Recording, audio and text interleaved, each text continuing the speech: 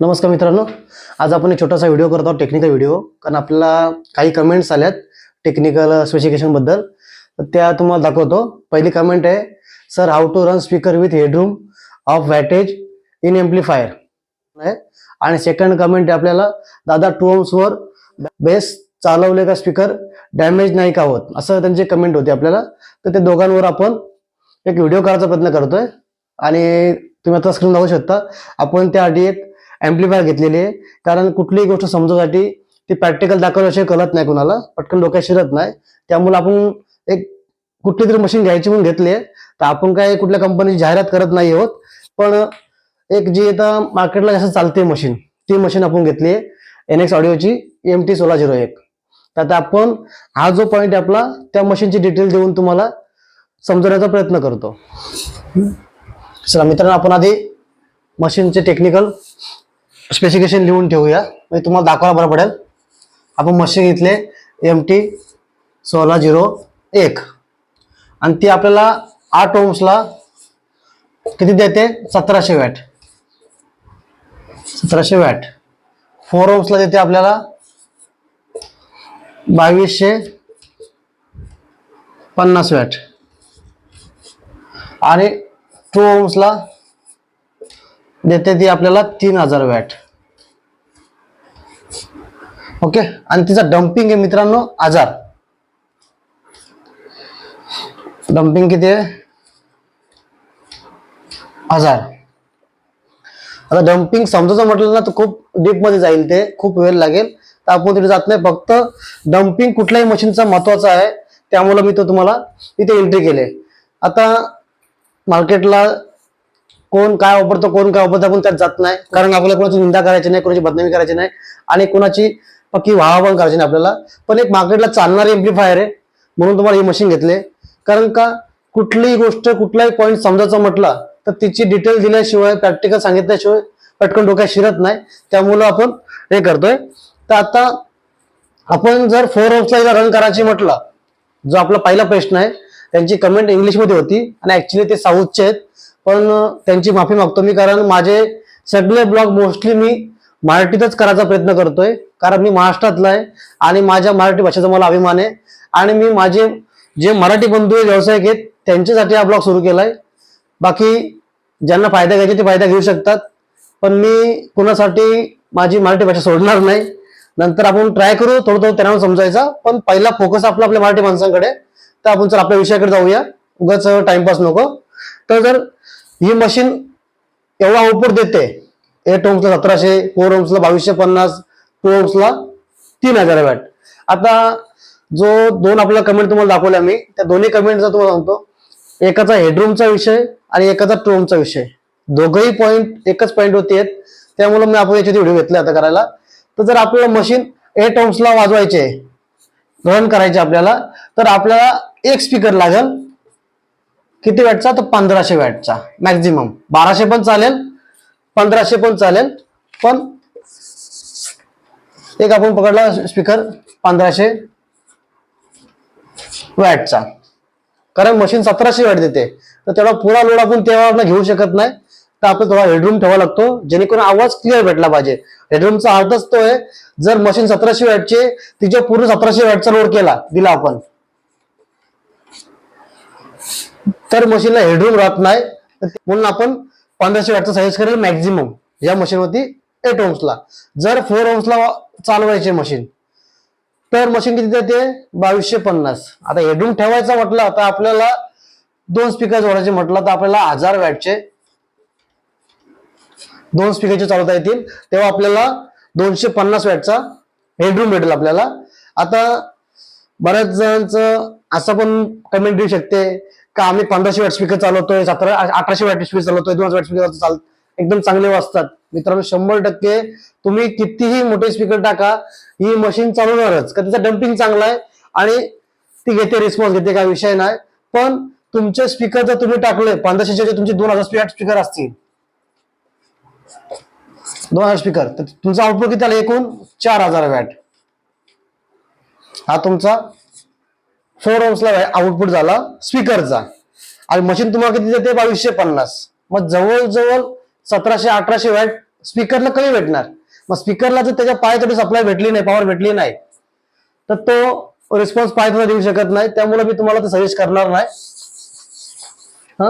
तर आपण 2 ohms ला आपण 1000 वॅटचे 2 स्पीकर चालू शकतो 250 वॅटचा हेडरूम ठेवून. आता येतो आपण आपला थर्ड क्वेश्चन होती 2 ohms चा, जे आपली सेकंड कमेंट आहे का 2 ohms ला स्पीकर डॅमेज होत नाही का. स्पीकर डॅमेज होत नाही 2 ohms ला, पण एम्प्लिफायर डॅमेज होण्याची शक्यता जास्त असते. कारण का मशीन 2 ohms म्हणजे हाय लोडला चालणार आणि मशीन किती आउटपुट येते 3000 वॅट. आता मित्रांनो आपला स्पीकर रन होऊन त्याचा ओम्स कमी होतो. कधी कधी शॉर्ट सर्किटची पण शक्यता असते. कॉईल मध्ये कचरा गेला, कॉईल घसली असेल तर अशा याच्यामध्ये 2 ohms चालवणं रिस्की काम आहे.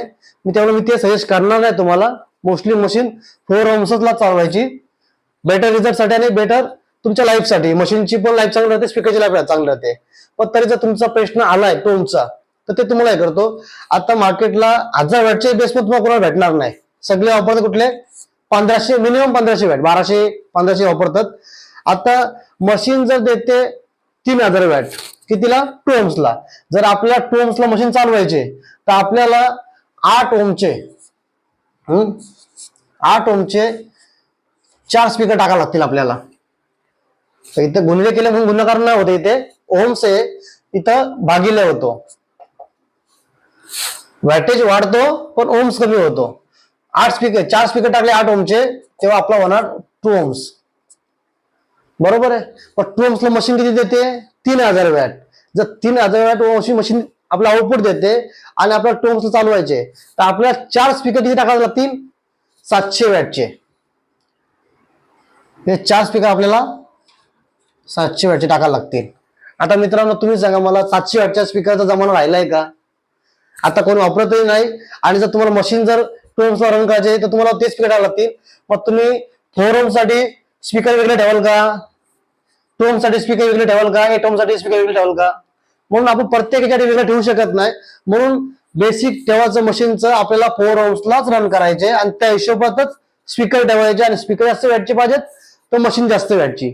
यातली 2201 पण येते, भरपूर आहे. आणि अजून पण कंपन्या आहेत ज्यांचे चांगले चांगले वॅटेजचे आहेत. त्याच्यावर तुम्हाला डिटेल द्यायचा प्रयत्न करेल मी. तर आपल्याला आपले एम्प्लिफायर आणि स्पीकर यांचं कॅल्क्युलेशन करूनच घ्यायचे आपल्याला. कारण आपण ही गोष्ट कुठली एम्प्लिफायर असो का तुमचा स्पीकर असो आपण वारंवार चेंज करू शकत नाही. त्यामुळे आपण वन टाइम इन्व्हेस्टमेंट करतो. तर करताना विचार करून करायचा. तर आपण 2 ohmच्या हिशोबात जर करायचं म्हटलं तर आपलं 700 वॅटचे स्पीकर घ्यायला लागतील. त्या स्पीकरचा जमाना आता गेलाय. त्यामुळे 2 ohms जाऊ नका. हा तुमची मशीन जास्त वॅटची असेल 5000-6000 वॅटची मशीन असेल तुमची तर तुम्ही 2 ohms चालू शकता. कारण तेवढं कॅपॅसिटी तुमच्याकडे स्पीकर असणार आहेत. पण तरी पण तुम्हाला मी रेफर करीन तर तुम्ही 2 ohms रन करू नका. तर आपला हा पॉईंट इथपर्यंत आपण क्लिअर केलाय. तर कोणाला काय डाऊट असेल आणि अजून कुठला टॉपिकवर तुम्हाला माहिती हवी असेल तर मी तुम्हाला द्यायची नक्कीच प्रयत्न करेन. आपला एम्प्लिफायर स्पीकर वॅटेज कॅल्क्युलेशनचा टॉपिक क्लिअर झालाय. पण यामध्ये अजून एक महत्वाची गोष्ट म्हणजे आपल्या कॅबिनेट. बरेच जण काय करतात, अरे नको याची कॅबिनेट मागे त्याची कॅबिनेट स्वस्त आहे. मग मित्रांनो तुम्हाला फ्रँकली सांगतो मार्केटला तुम्हाला 50,000ला पण 4 BHK कॅबिनेट भेटतील, 2 लाखाला भेटतील, 1.5 लाखाला भेटतील, 3 लाखाला भेटतील. ज्याची जशी क्वालिटीचा तो पैसे घेतो. आणि एवढं महाग विकून सुद्धा त्याचा माल संपतोय तर काय ते त्याची कशात असणार आहे ना.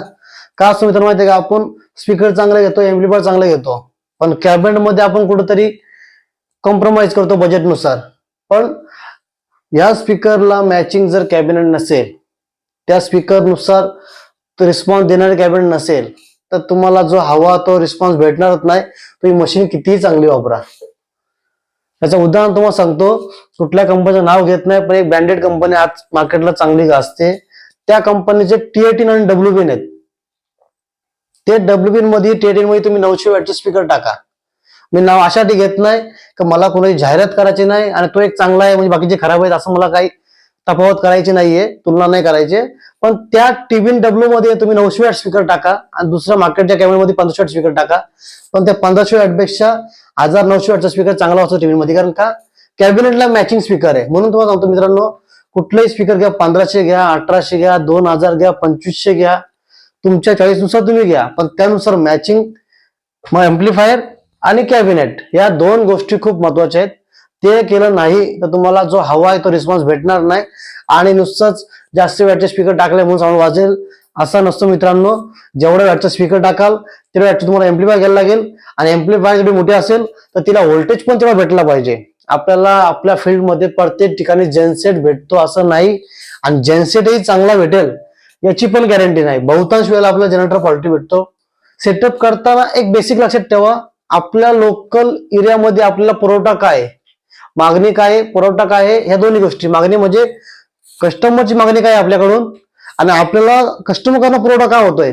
एमएससीबी वरती होता भेटणं वाजवणारे का जनरेटर वरती. बऱ्याच वेळेला तुम्ही अनुभव घेतला असेल, स्वतः मी घेतलेला आहे. जनरेटरपेक्षा एमएससीबी चांगली भेटली ना, साऊंड जनरेटरपेक्षा एमएससीबी चांगला वाजतो.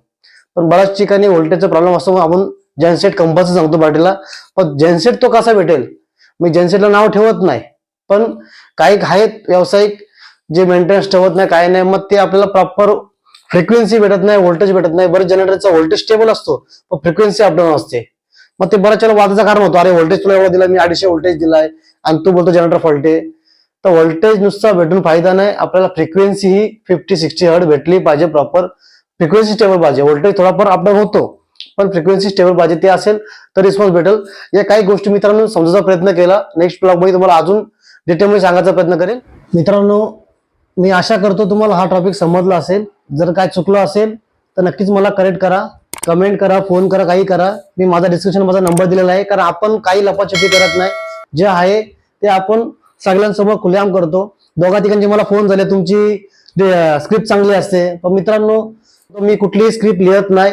वेळेला जे येईल त्यावरती आपण नॅचरली बोलण्याचा प्रयत्न करतो. काही स्क्रिप्ट आपलं काही नसतं का, आपल्याला काही व्हिडिओ रंगवायची नसते. आपण नॅचरली जे आहे ते समोर दाखवायचा प्रयत्न करतो. कारण मित्रांनो, मी मध्यंतरी ब्लॉग बंद केलं ते काही निगेटिव्ह मला रिस्पॉन्स भेटला होता. म्हणजे माझ्या तोंडावर नाही, पण मागून काही जण बोलले होते का असं नाही करायला पाहिजे, सगळ्यांना नॉलेज नाही दिलं पाहिजे, सगळे शाणे आले मग कसं व्हायचं. पण तिथून मी जरा ब्लॉग बंद केले. पण आपल्याला काही फोन झाले, त्यातला एक पहिला फोन आपल्या दुबईशी होता, ती आपल्या नेक्स्ट वीक मध्ये भेटला येणार आहेत. प्रयत्न करेल तुम्हाला त्यांच्याबरोबर मी इंट्रो करायचा. त्यांचा साऊंड JBLचा आहे, तरी त्यांनाही आपली माहिती आवडली. ते पण नॉन मराठी आहेत, त्यांना मराठी येत नाही, पण ते समजून घ्यायचा प्रयत्न करतात. त्यानंतर कराडशी आपल्याला 2 आपल्या सबस्क्रायबरचे फोन झाले, त्यांनाही माहिती आवडली. त्यातले एक सबस्क्रायबर ते मॅन्युफॅक्चरर आहेत. नाव कोणाचं ओपन करत नाही मी, का कोणाला आवडेल नाही आवडेल, पण त्यातले एक मॅन्युफॅक्चरर आहे आणि त्यांनी स्मार्टचा कोर्स केलेला आहे. 2 वेळा त्यांनी केलेला आहे, पण त्यांना काय तेवढं समजलं नाही असं त्यांचं म्हणणं आहे. पण आपल्या व्हिडिओतून त्यांना माहिती बऱ्यापैकी समजली, बशी क्लिक झाली. एक त्यांचं दुसरे एक कराडचे आहेत, ते पण साऊंड व्यावसायिक आहेत.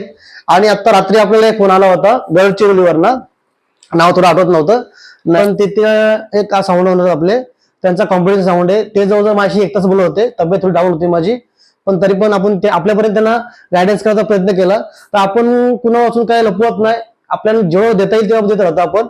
पण मित्रांनो, नक्कीच हा टॉपिक आवडला असेल तर नक्की कमेंट करा. नवीन टॉपिक तुम्हाला कुठला हवा असेल तेही सांगा. आणि जर याच्यात काही समजायचं बाकी राहिलं असेल किंवा काही चुकीचं सांगितलं असेल तर तेही मला तुम्ही करेक्ट करा. भेटूया नेक्स्ट ब्लॉग मध्ये.